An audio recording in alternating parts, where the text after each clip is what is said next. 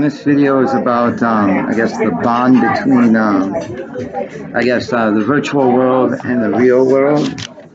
I guess what I'm talking about is the ghost of a dissociative shared alter that is snowballing throughout history as as psychopathic phenomenon. A lot of noise in here.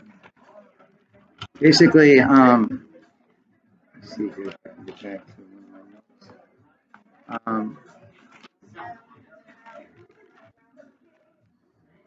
It's kind of let's see, like a pass baton, so to speak, like the bond between, I guess, that exists within the definition of augmented reality between the virtual world and the real world, where augmented reality would imply about 70% real world and maybe 30% virtual world, right? Where I guess mixed reality would imply. Hold on, I'm being distracted here.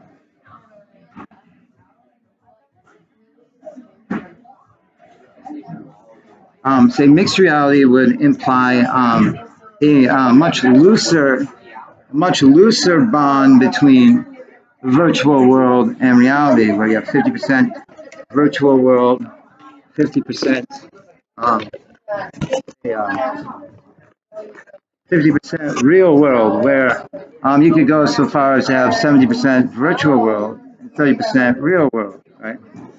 Where then you would have augmented fantasy, right? Now it's getting very loud in here, almost rude. Okay, so what I was discussing is how this bond, I guess, between the virtual world and the real world, where you would have 70% real world, 30% virtual in augmented reality, 50-50 mix, 70% virtual, 30% real, in I guess a something near virtual reality.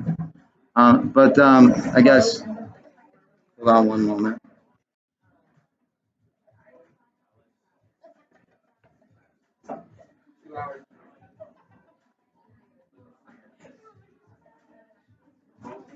Where I guess the idea here is, how do you confirm when you have 100% reality and when you don't?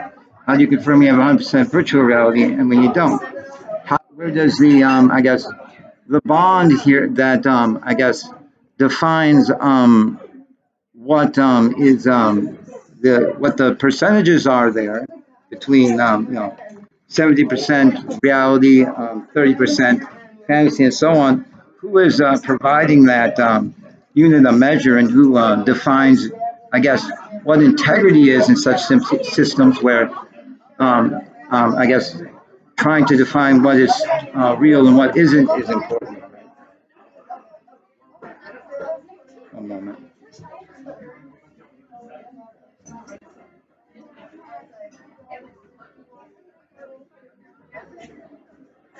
I'm just hearing plagiarizers in the environment, a bit of I knew that, I knew that type of people. But my point is I guess is the this bond here, this I guess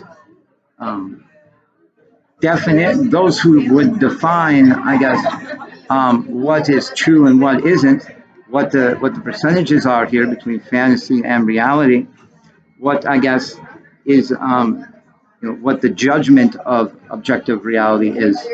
I guess from an existential point of view, as if existential judgment of the real world were something up to question. Normally, well, in such a system in augmented reality or mixed reality, such things are up to question. So anyway, it is that judgment that is the bond between the virtual and the real world. So I'm getting at is that this exists as kind of a shared altar that kind of you can see kind of snowballing throughout history, where every time it's defeated, it gets small and it grows again into some kind of I guess, psychopathic-like behavior and characteristics. So I guess what I'm getting at is like, say, for example, a culture of sabotage, where the bond between a virtual world and real world is one based on sabotage, a sabotage culture, right? Well, um, certainly no bond could last forever, because the greater the bond, the more it spreads apart. Where what greater sabotage in a sabotage culture than to disassociate, to stretch out, I guess, the distance between fantasy and reality, sabotage to sabotage their own data, right?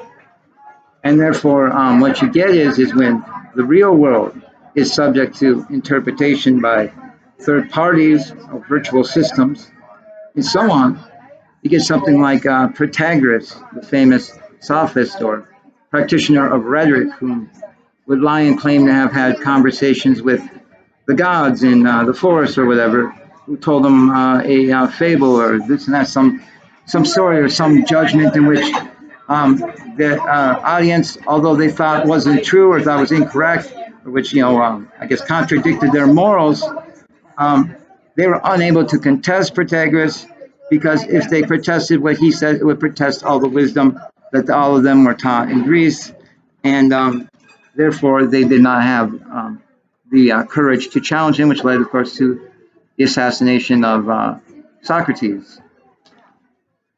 So I guess what I'm getting at is that um, their existence throughout history as a sabotage culture or a psychopathic culture, whatever, is it's not always a major factor in the defeat.